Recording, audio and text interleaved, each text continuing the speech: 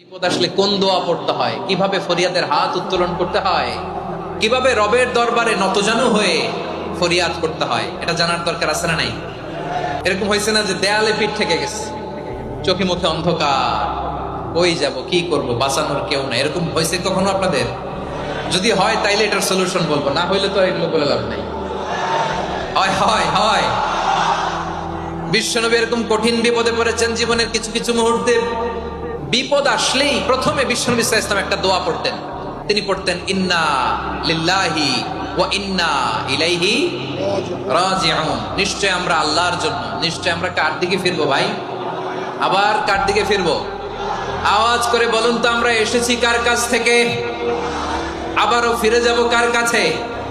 এজন্য বিশ্বনবী পড়ছেন ইন্না লিল্লাহি ওয়া ইন্না ইলাইহি রাজিউন। নিশ্চয়